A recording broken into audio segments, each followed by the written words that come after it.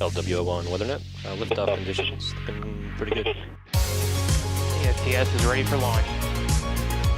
Ignition. Liftoff. Falcon 9 has cleared the tower.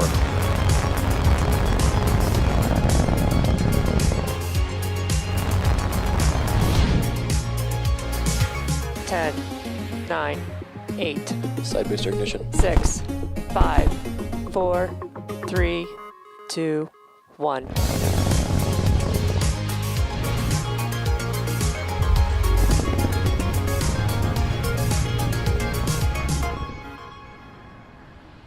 Good morning. It's Sunday, January 24th, and we're here at SpaceX's headquarters in Hawthorne, California.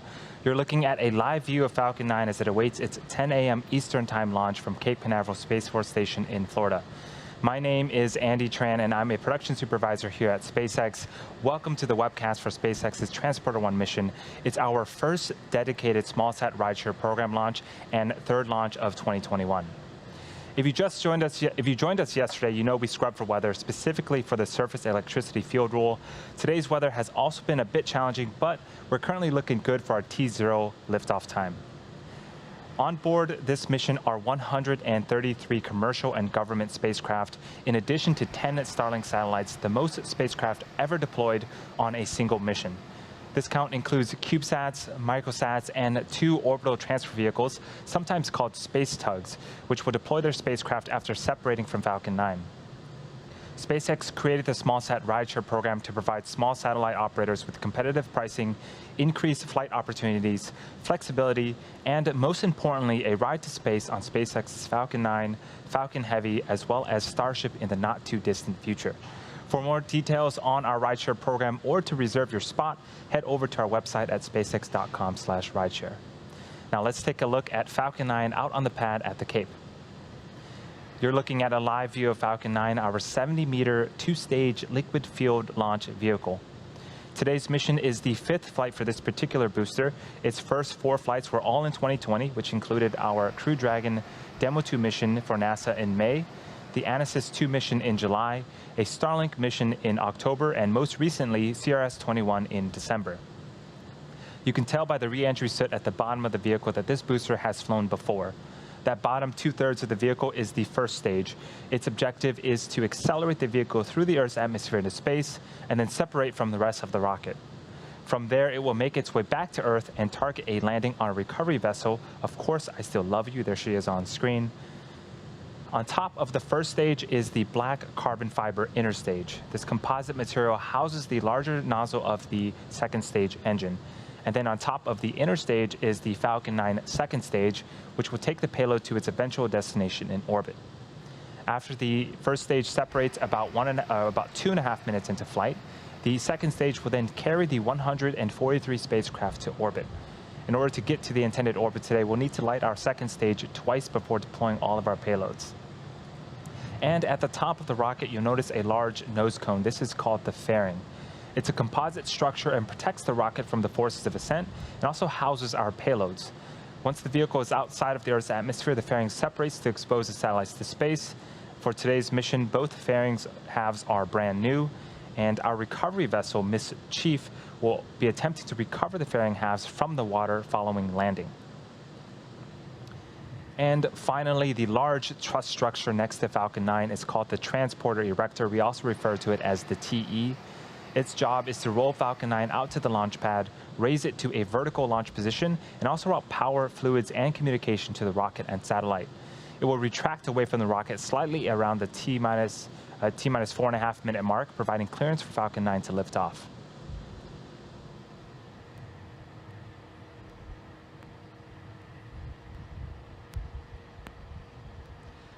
The chief engineer held a technical poll at the T-minus 1 hour mark, and the launch director held a propellant load and launch go-no-go poll at the T-minus 38 minute mark. Weather is still tracking to be green for a T0 liftoff. Falcon 9 has been loading propellants since the T-minus 35 minute mark. The vehicle uses a refined form of kerosene called RP1 for its fuel and super chilled liquid oxygen, or LOX, as its oxidizer. Currently, RP1 is fully loaded on the second stage and nearly fully loaded on the first stage. Liquid oxygen is currently loading and currently underway on both stages. As for helium, it began loading before the webcast went live and will continue to top off until about a minute and a half before launch. We use helium as a pressurant as the propellants are pulled out by the engine pumps. In about a minute, around T-minus 7 minutes, engine chilling will begin. This is where we allow a small amount of super chilled liquid oxygen to flow into the Merlin engine turbopumps prior to the full flow of LOX to avoid any thermal shocks to the system. Checkouts of the second stage thrust vector control actuators will also be underway. This is known as the engine wiggle test. We move the thrust chamber slightly to make sure that the guidance hardware is a go for flight. The first stage actually does the same test, but it happens just seconds before ignition.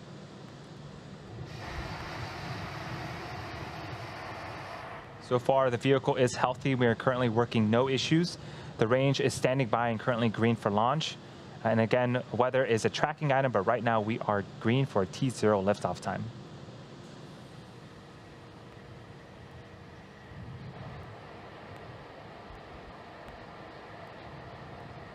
We are currently 7 minutes from liftoff. Falcon 9 is now moving into the final stages of the countdown. In about 2 minutes, the transport erector will start to retract away and enter its pre-launch position about 2 degrees from the rocket. At liftoff, hydraulics will move it to a position about 45 degrees away from the rocket. Again, around the T-minus 4.5 minute mark, you will hear some hiss and pop, and that's pressure venting from the rocket and the plumbing of the transporter erector.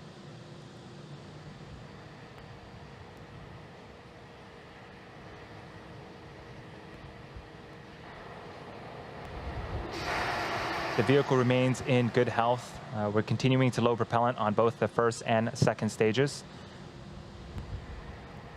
You can see that we've had some gaseous oxygen venting from Falcon 9.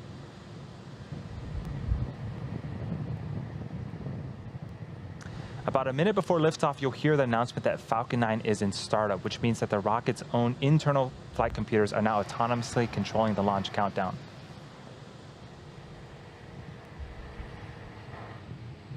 The payload inside the fairing halves continue to be healthy. The Falcon 9 team is tracking no issues on the rocket. Weather, again, is a tracking item for us, but currently we're green. And as a reminder, if we don't launch today, we'll make another attempt sometime in the future, and we'll let you know as soon as we know that date.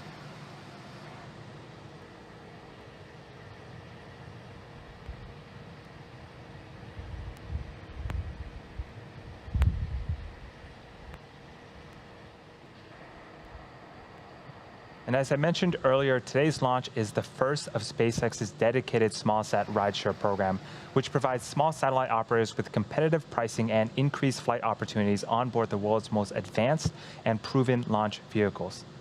As part of the program, we also offer traditional rideshare opportunities on existing low Earth orbit missions and on SpaceX's Starlink missions, which launch about once a month. Traditionally, it's pretty hard to find affordable space on a rocket for a small satellite. Our rideshare program groups small sats together, making it easier to purchase a less expensive ticket to orbit on a predictable schedule. And unlike traditional rideshare opportunities, our rideshare missions are not dependent on a primary payload. Our missions are pre-scheduled and will not be held up by delays with co-passengers. So that means that if you're ready to fly during the scheduled launch period, you will fly. Since we announced the program, we have launched 4 rideshare missions, including 2 Starlink missions with Planet on board, 1 Starlink mission with spaceflight riding along, as well as the SAOCOM 1B mission. And in fact, one of these customers flew less than 6 months after their contract with SpaceX, which is a pretty remarkable turnaround time. We're really excited for today's mission, not only because it's the first dedicated rideshare, but because it will also be the most spacecraft ever deployed on a single mission. As I mentioned earlier, in addition to the more than 130 small satellites on board for our commercial and government customers, we have 10 Starlink satellites of our own riding along. And as many of you may know, Starlink is a constellation of satellites that can provide high-speed, low-latency internet all over the globe, particularly in remote or rural areas where connectivity is limited or completely unavailable. The 10 Starlink satellites launching aboard this mission will also be the first Starlink satellites deployed to a polar orbit, and many of the future Starlink sats flying to the polar orbit will actually launch from our Vandenberg site here in California. The Vandenberg team is hiring for a number of open positions to support our growing operations there. If you're interested in working on the launch team that will help all kinds of payloads launch from our West Coast facility, head over to spacex.com/careers and apply.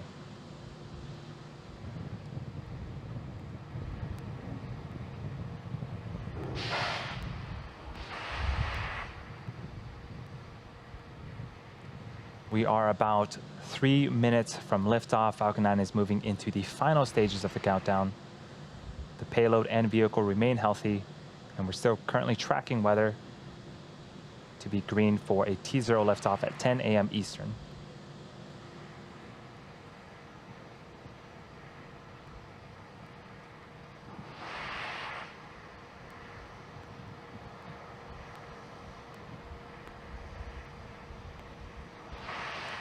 In about 30 seconds, around the T-minus 2 minute mark, we should finish liquid oxygen loading, and that will wrap up the final propellant loading for Falcon 9.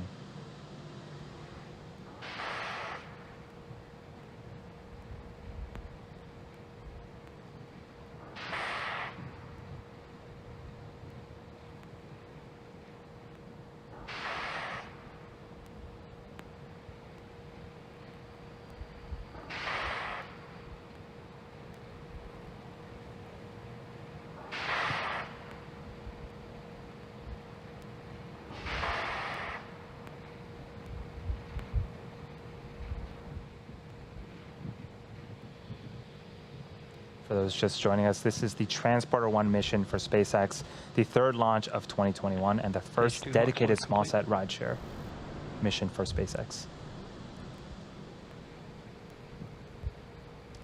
And we just heard the call that LOX loading is completed. Again, that is the last of propellant loading for Falcon 9. And on screen, you can start to see some white clouds forming around Falcon 9. That is normal and expected for us at this stage in the countdown.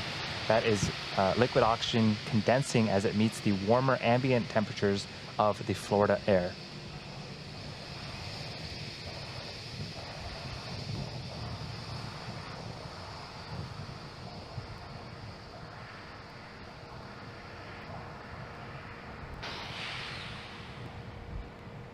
Falcon 9's in startup.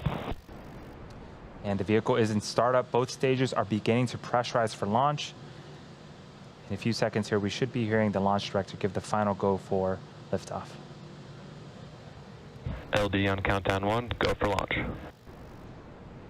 And there you heard it. That is the final go for launch at T-minus 35 seconds. All systems are go for the Transporter-1 mission. Let's listen and watch in as we lift off from Cape Canaveral Space Force Station in Florida.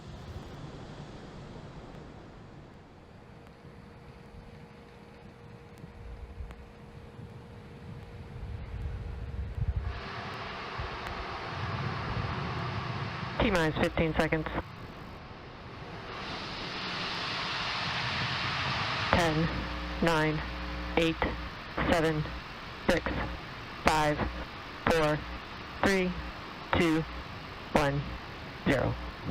Ignition and liftoff.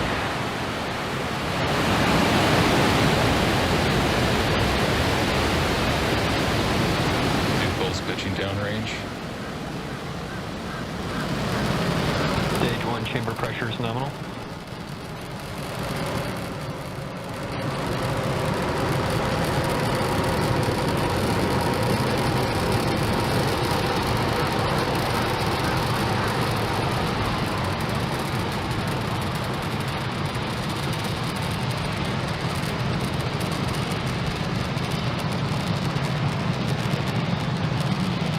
We are T-plus 43 seconds into flight. Falcon 9 has cleared the tower and is currently throttling down to prepare for max Q at around the T-plus 1 minute and 12 second mark. Max Q is where the vehicle will experience the highest amount of aerodynamic pressures. Falcon 9 is supersonic.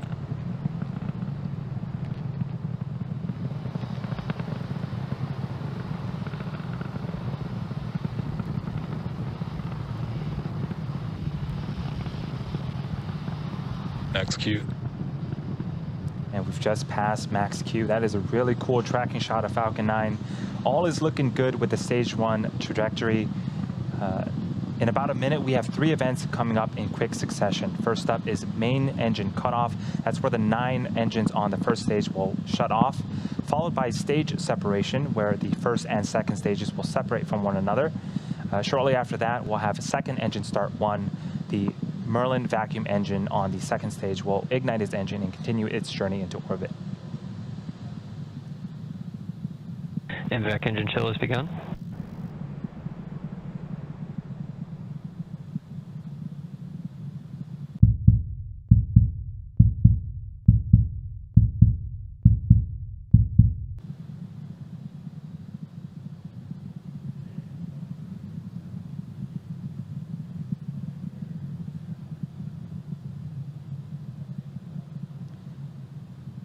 We're about 20 seconds away from main engine cutoff, the start of those 3 events happening in rapid succession.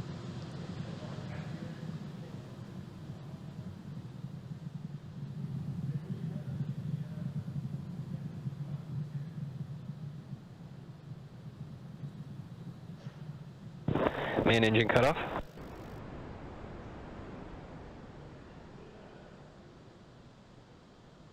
Stage separation confirmed.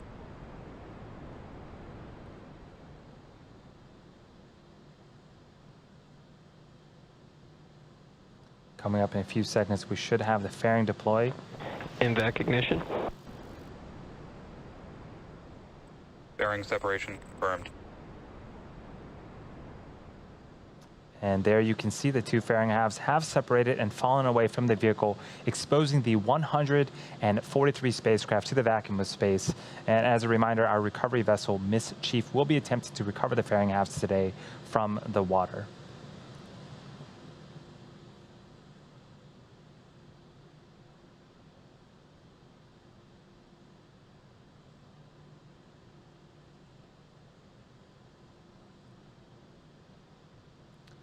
We're at T plus 3 minutes and 30 seconds into flight. We have a couple of views on screen right now.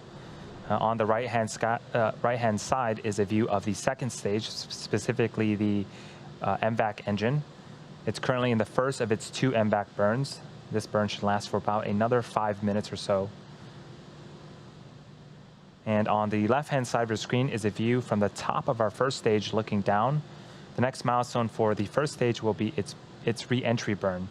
Falcon 9 needs to execute an entry burn to slow itself down before hitting the dense parts of the atmosphere. Without this burn, relying on the atmosphere alone to slow Falcon 9 down will put unnecessary strain on the rocket.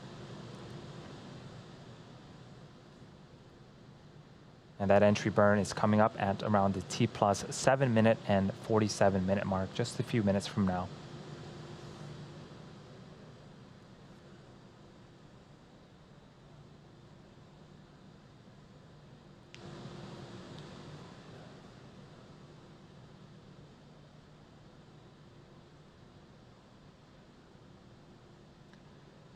For those just joining us, this is the Transporter-1 mission for SpaceX, the first dedicated small-sat rideshare program mission, and it's also the 3rd mission of 2021.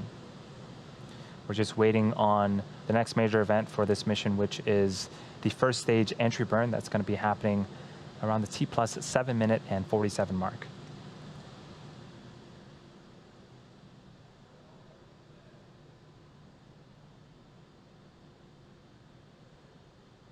You can see some periodic bursts of gas from the first stage. That is nitrogen from our attitude control systems. They help to orient the first stage as it continues to make its descent back towards Earth.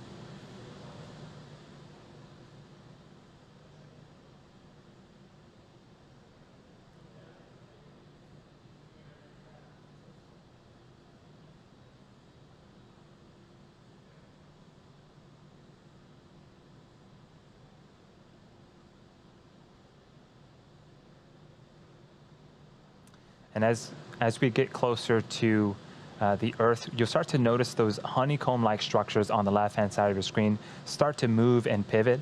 Those are our hypersonic grid fins, and those help to steer the first stage back as it returns back to Earth.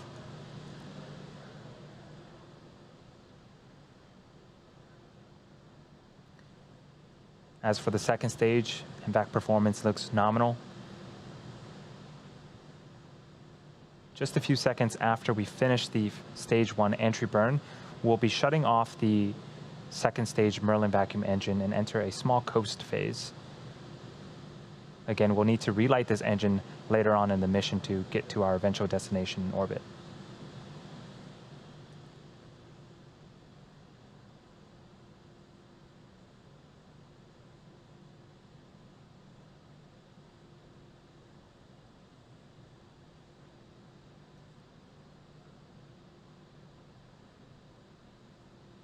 Stage 1 FTS is saved. We are about 45 seconds away from that stage 1 entry burn.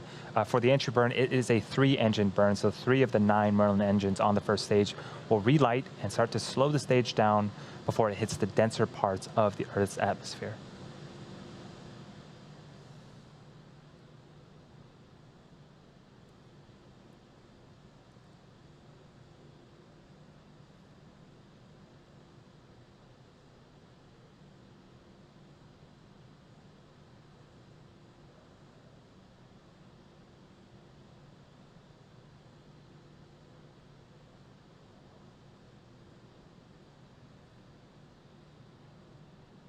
Stage 1 entry burn startup.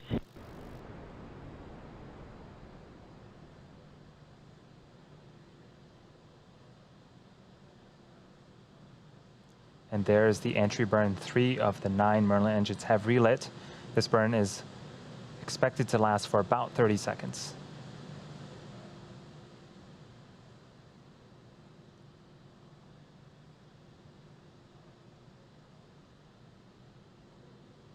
Second stage and terminal guidance. Stage 1 entry burn shut down. And you can see on screen the entry burn has concluded. And in just a few seconds, we should be hearing the call out for second engine cutoff, where we'll shut down the second stage MVAC engine.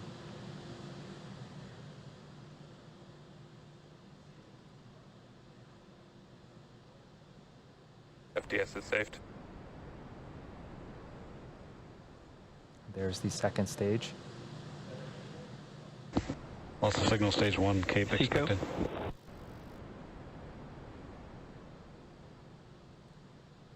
The second stage has shut down its engine.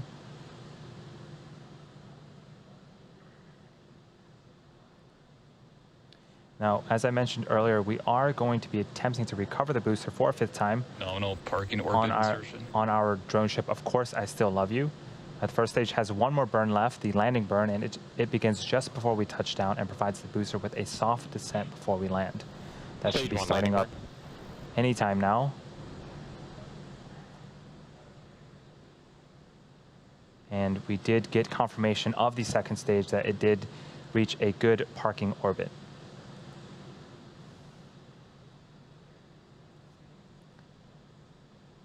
Stage 1 landing leg deploy. LOS stage 2, Cape Canaveral expected.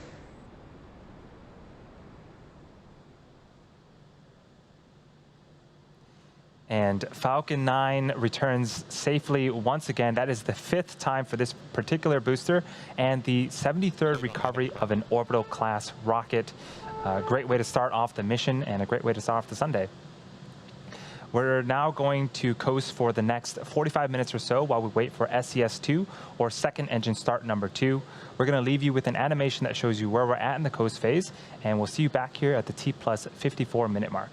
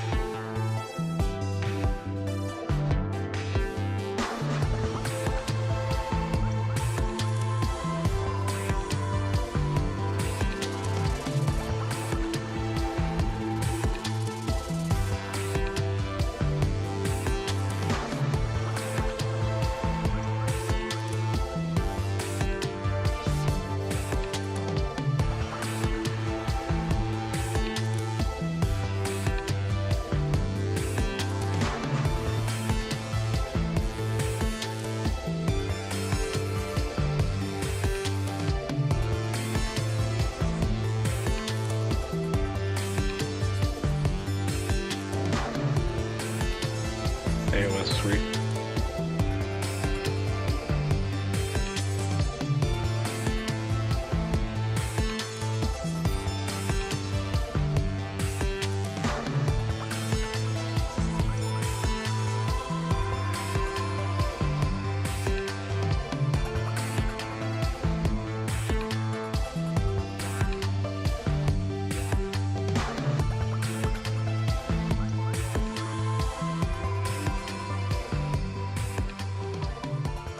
Welcome back to the Transporter 1 mission. If you're just joining us, Falcon 9 lifted off at 10 a.m. Eastern from Cape Canaveral Space Force Station, had successful stage separation. We landed our first stage on our drone ship for the 5th time and successfully completed our first second stage burn. On screen right now is a view of the second stage MVAC engine. We are waiting to relight that engine for the second and final burn. This burn will be a quick one, lasting only 2 seconds. And we're expecting that burn to start in just a few seconds here.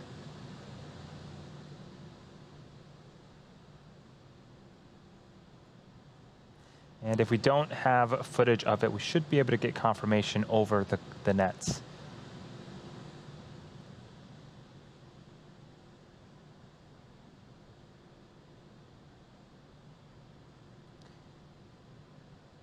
And there is second engine startup and then cut off.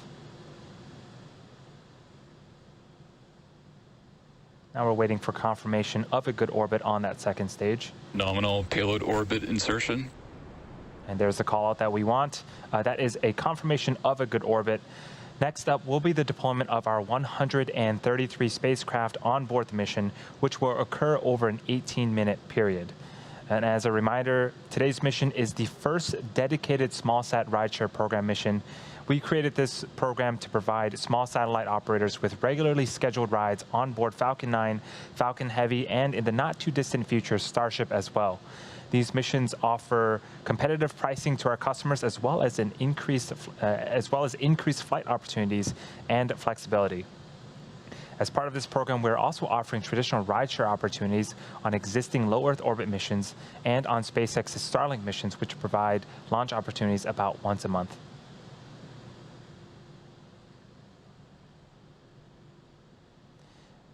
The first of those deployments should be happening around the T plus 58-minute and 30-second mark. There's a view of the Transporter 1 payload containing all 143 spacecraft.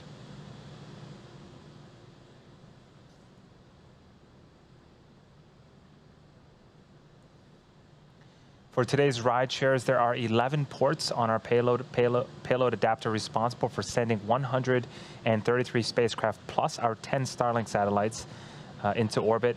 Some of these ports will have multiple deployments. For these, over the countdown nets, we'll hear callouts for when the deployment sequence has begun and another callout for when the deployment sequence has completed. There are also then a handful of ports that will deploy only once, and we'll try to let you know who the customer is for each deployment, along with how many spacecraft are being sent into space.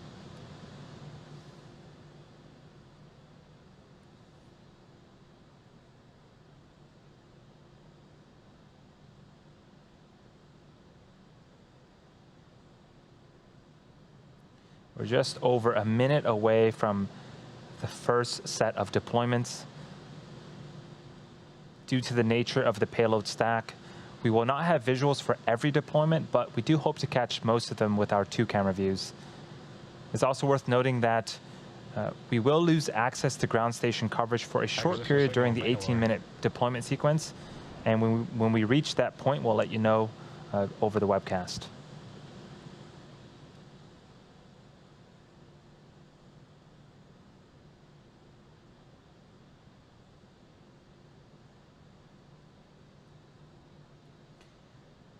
First up, the deployment sequences for port C4 and C1 will be initiated at the T plus 58-minute and 30-second mark. On port C4, there are 36 Planet SuperDoves, and then there are 17 spacecraft aboard Kepler's port on port C1.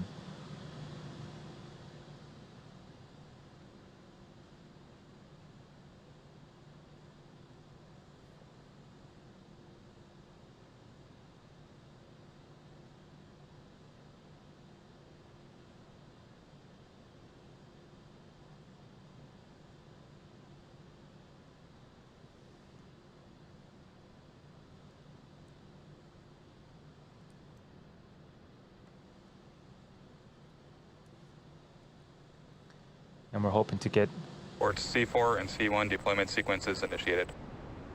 those call-outs. The deployment sequence has started for 36 of Planet's Super Doves on port C4, as well as the 17 spacecraft aboard Kepler's port on C1. We're expecting these deployments to conclude about 11 minutes from now. In just a few seconds, we should be starting up the deployment for our customer Maverick, which contains 3 CubeSats for NASA's Small Spacecraft Technology Program's VR-3X mission. It's going to be deploying from the aft end fuel dome, which essentially is a small platform mounted on the back end of the second stage fuel dome, right above the MVAC engine. Aft end payload deployed. And there you heard the callouts. 3 CubeSats aboard Maverick's Mercury dispenser have deployed. These are for NASA's Small Spacecraft Technologies Program VR-3X mission. The next call-out will be to start deployment sequence for our customer NanoRacks around the T+ 1 hour and 8 minute mark. And while we wait for this deployment sequence to begin, we're going to leave you with views of the deployments for Planet and Kepler. And we'll see you back here at the T+ 1 hour and 7 minute mark.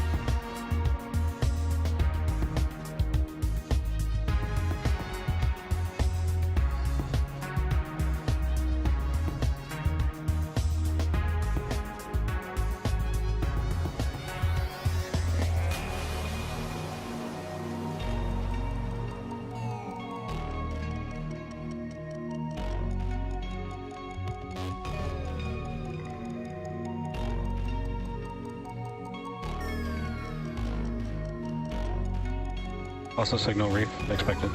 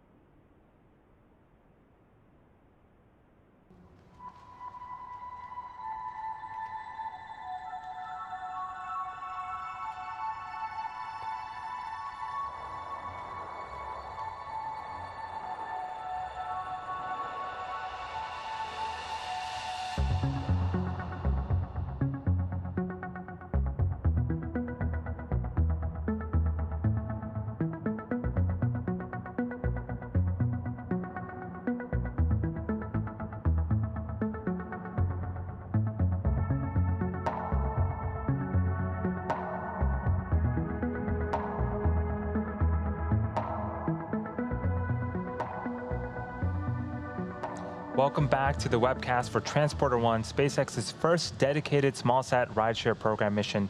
On board this mission are 143 spacecraft, the most spacecraft ever deployed on a single mission. If you're just joining us, Falcon 9 had an on-time liftoff at 10 a.m. Eastern from Cape Canaveral Space Force Station. It followed a nominal trajectory after liftoff. The first stage landed for the 5th time on our drone ship, Of Course I Still Love You, and our second stage had 2 successful engine burns. So far, the deployment sequence has begun for 36 of Planet's CubeSats, as well as the 17 spacecraft aboard Kepler's port. If you're looking closely at the left half of your screen, you should see them in the background being deployed from the payload. We're expecting those to be completed around the T plus 1 hour and 9 minute mark. We've also deployed 3 CubeSats for our customer Maverick.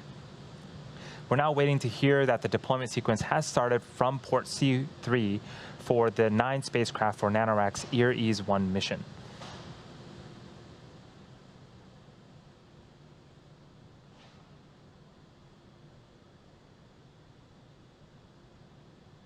And while we're waiting for that call out, the white dot on the left-hand side of your screen, that is the moon. It's pretty cool shots of the moon there.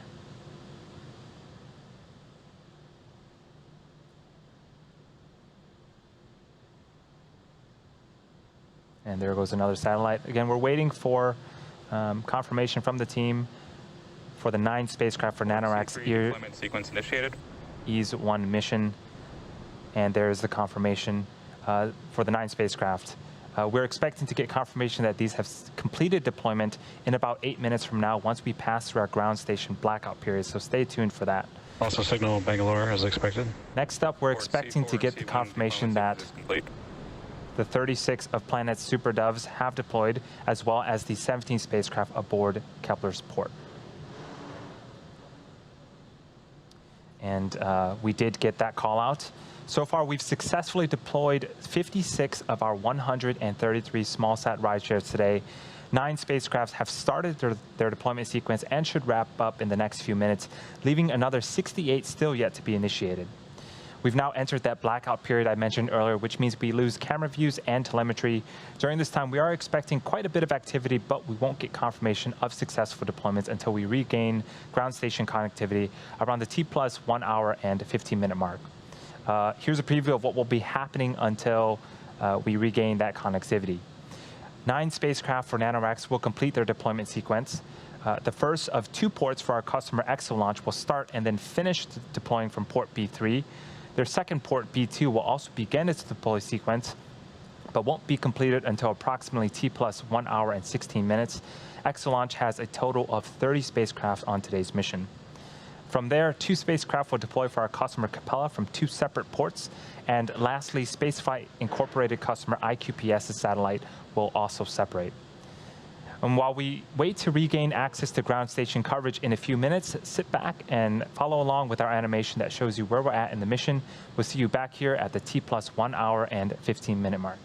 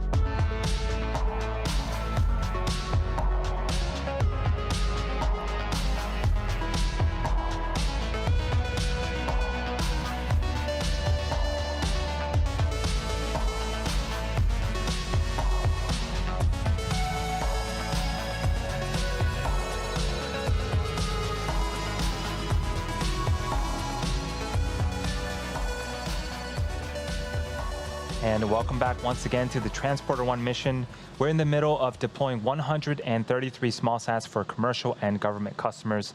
We're expecting to reconnect with the ground station in just a few seconds, and we should be hearing callouts for the deployments that we didn't see, and these callouts should be happening back-to-back once we reconnect. During this blackout period, we also were able to recover both fairing halves, and they are safely on board our ships. And the callouts for the satellites should be happening around the T+1 hour and 1 hour, 15 minutes, and 50-second mark.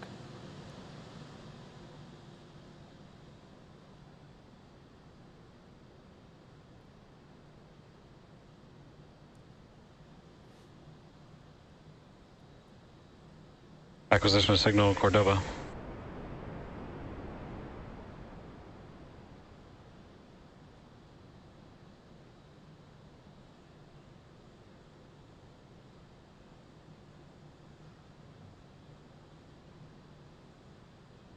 Deployments confirmed on ports C3, B3, C5, B1, and C6. Port B2 deployment sequence initiated and confirmed. So we did get some confirmations. We should have some more callouts happening in just a few seconds here, and I'll summarize once all of the callouts are done.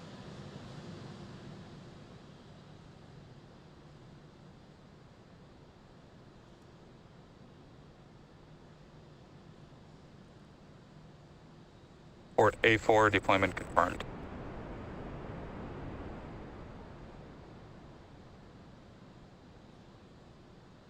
Port A2 deployment confirmed.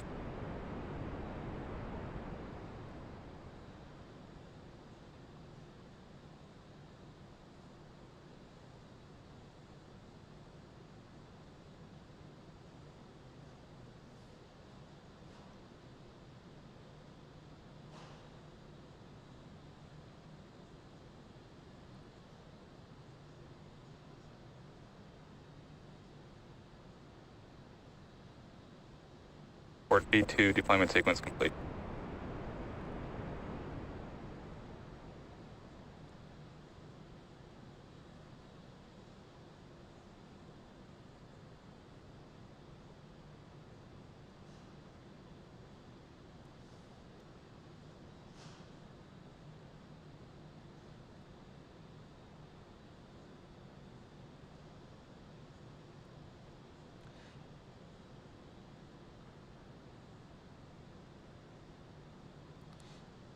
It sounds like we've gotten all the callouts. I'm going to go ahead and recap all the different ports. So from port C3, the NanoRacks EAR-1 mission's 9 payloads have deployed.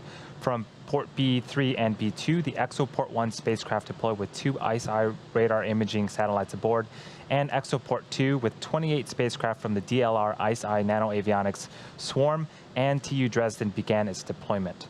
From port C5 and C6, deployed 1 small sat each for our customer Capella. From port B1, the Spaceflight Incorporated customer's IQPS satellite has also deployed. And from port A4, SpaceX Spaceflight Incorporated's Sherpa FX-1 spacecraft has deployed with its 13 spacecraft on board. From port B2, the final small sats for EXO launch have now deployed, making for a total of 30 on today's mission. And from port A2, D-Orbit's Pulse mission with its 20 spacecraft on board has also deployed. And that will conclude the rideshare portion of the mission. With these deployments behind us, we are now going to enter another short coast phase before deploying our 10 Starlink satellites. So sit tight, enjoy the music, and we'll be back at the T+1 hour and 30-minute mark. We'll see you then.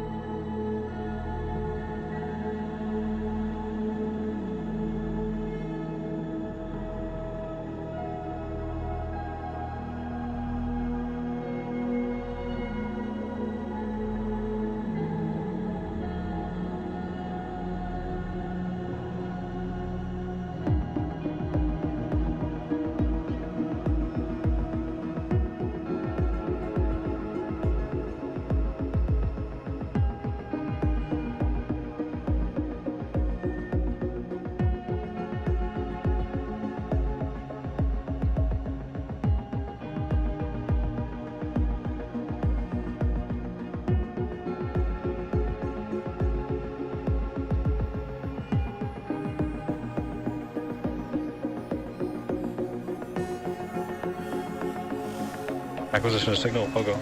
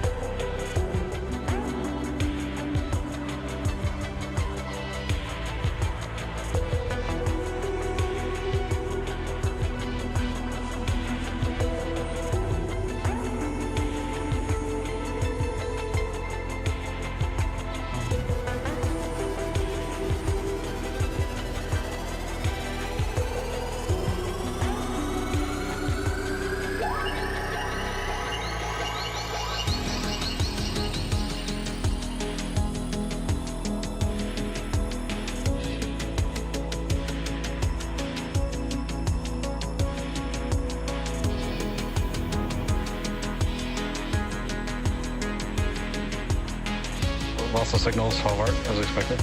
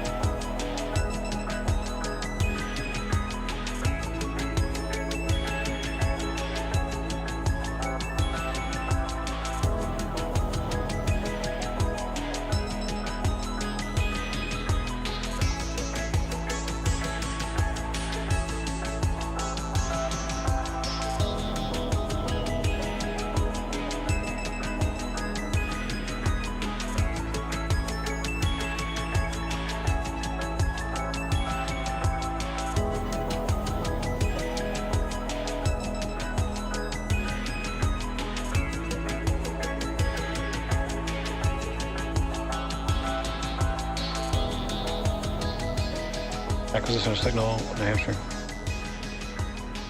Welcome back to the webcast for SpaceX's Transporter-1 mission. If you're just joining us, we are close to the end of today's mission, which launched this morning from Cape Canaveral Space Force Station in Florida at 10 a.m. Eastern.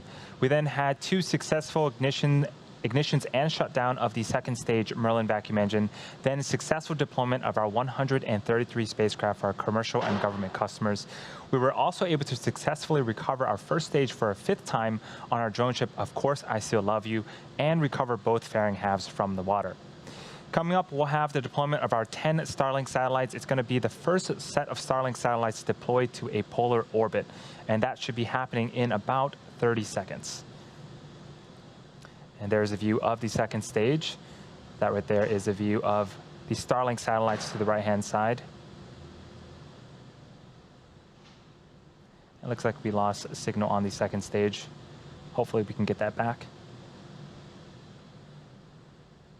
If we don't have views of the second stage, we should get confirmation via the callouts of deployments of those Starlink satellites. Expected.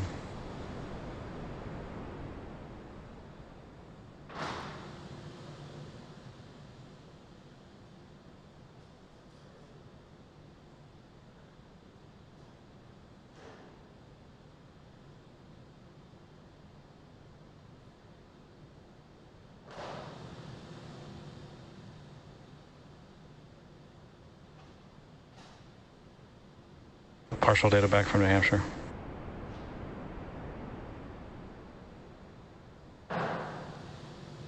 And there goes the 10 Starlink satellites, the first set to go to a polar orbit.